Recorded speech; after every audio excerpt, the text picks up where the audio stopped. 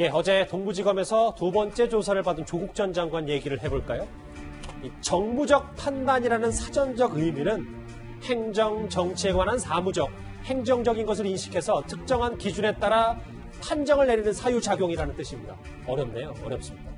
조국 전 장관이 유재수 감찰부마 의혹에서 내놓은 전략이기도 합니다. 첩보를 조사를 한 결과 그 비첩보 자체에 대해서는 근거가 약하다고 보았습니다. 그런데 그 비첩보와 관계없는 좀 사적인 문제가 나왔습니다. 조국 전 장관 얘기 조금 더 해봐야 될 것 같은데, 김태현 변호사님. 정무적 최종 책임자는 나다라는 표현도 썼으면서 어제도 법적 책임은 없다는 말을 되풀이했더라고요. 그럴 수밖에 없어요. 왜냐하면 직권남용의 대상이 되는 사람은 백원우 전 비서관이 아니라 조국 전 수석이거든요. 왜냐하면 기본적으로 직권남용이라는 거 직권을 가지고 있는 사람이 남용하는 게 직권남용이에요. 그러니까 참 어떻게 보면 말장난일 수도 있는데 감찰 중단을 결정할 수 있는 사람은 누구죠? 민정수석이에요.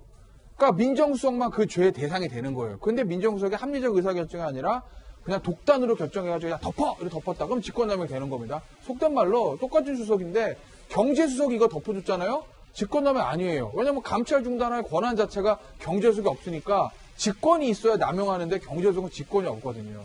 그러니까 이거에 대상이 되는 사람은 아무리 밖에서 연락을 하고 그래도 오직 조국 전 수석 한 사람뿐이라고요. 백원우 민정비서관도 박형철 반부패 비서관도 비서관이가 의견을 제시할 수 있을 뿐이지 결정할 권한은 없잖아요. 그러니까 조국 전 수석이 잘못하게 되면 본인 입장에서는 모든 법적 책임을 혼자 뒤집어 써야 되는 최악의 상황이 올 수도 있거든요.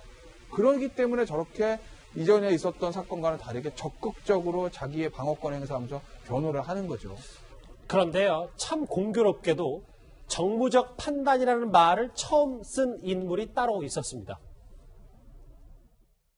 제한된 범위 내에서의 조사한 이후에 일정 정도의 문제점을 확인하고 인사 조치하는 수준에서 정리하는 것으로 정무적 판단을 했다라고 들었습니다. 장현철 평론가님, 화면 그대로요. 정말 청와대가 유재수 감찰부마건 방어 전략을 공유한 건 아닌지 이런 얘기까지 나옵니다. 실질적으로 두 사람이 만나서 의견을 교환했는지는 모르겠습니다만 공식적으로 정무적 판단이라는 단어 자체가 조국 전 장관과 검찰 수사팀에게 주는 사인, 메시지는 분명하다고 봅니다. 더 윗선으로 수사 확대하지 말라는 것이죠.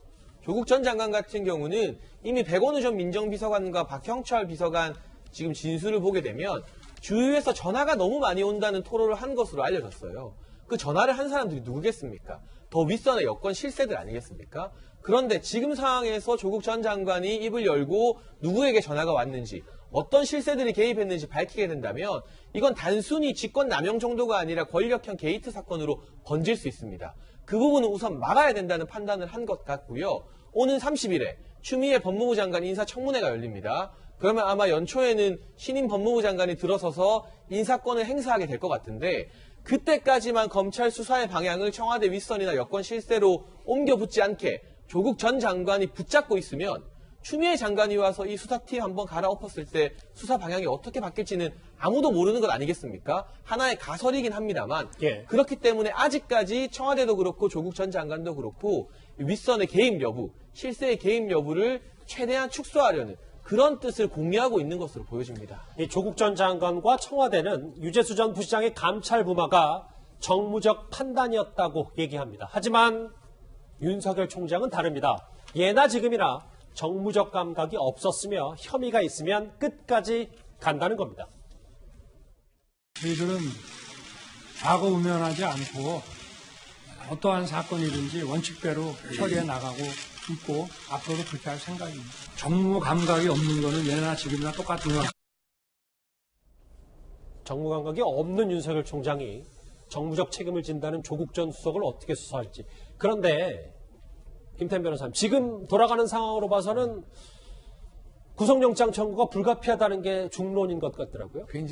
이게 어떻게 보면 부메랑인데 제가 탑텐에서도 여러 번 말씀드렸는데 제가 변호사 끝나는 날까지 제일 이해 못할 죄가 직권남용이에요, 저는. 왜냐면 직권남용이라는 게 제가 사법시험 공부할 때도 그렇고 사법연수원에서 실무 연수할 때도 그렇고 거의 공부를 해본 적이 없어요. 왜? 법조항을 있지만 많이 안 썼거든요. 많이 안 써서 이게 판례도 저희 쌓이는 게 없어요. 심지어 제가 지난번에 그 말씀 드렸죠. 박지원 의원이 아마 이 문제를 가지고 이거를 위헌법률 심판 제청했을 때 합헌이 나오긴 했는데 당시 소수 의견에 권성 재판관이 뭐라고 그랬냐면 이거 잘못하게 되면 정권 바뀌었을 때 상대 정권 탄압하는 수단을 쓸 수 있는 되게 위험하다. 이렇게 얘기를 한 적이 있어요. 그런데 그렇게 거의 잘 실무에서 쓰이지 않더니 직권남용이라는 게 언제부터 검찰의 전가에 버릇좀 휘둘렸죠? 적폐청산 때입니다. 특검 때입니다.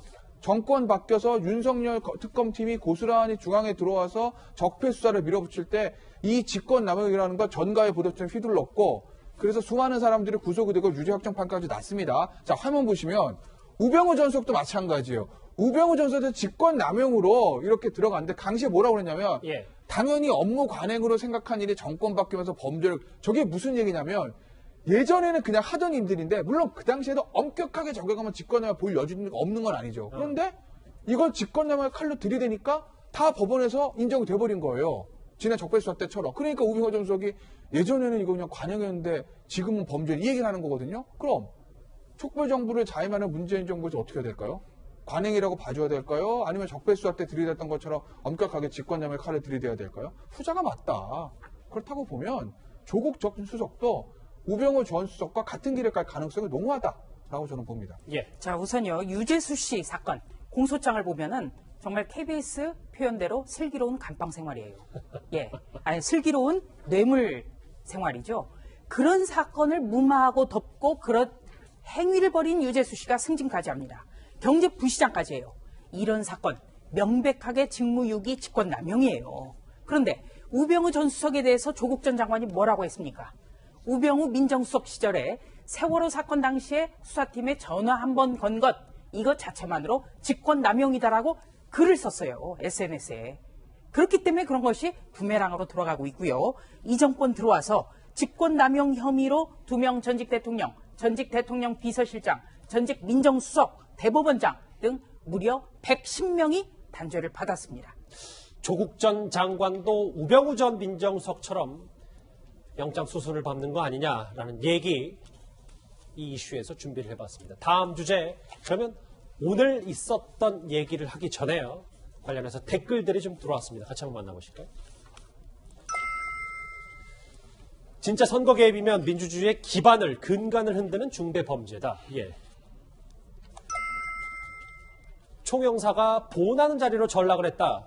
드루킹도 임동호 전 최고위원도 오사카 총영사를 가고 싶었나 보다. 예. 관료들이 청와대 주택 팔려면 강남의 집을 팔아야지 왜 지방의 집을 판다고 쇼를 하냐라는 지적도 있고요. 보수 정부에서 지금 같은 일들이 발생했다면 반대쪽 사람들은 어떻게 행동했을까요? 라는 지적도 있습니다. 이제 마지막인가요? 민정수석이 정치인이냐 정무적 판단이라는 의견까지 댓글 5개 차례로 만나봤습니다.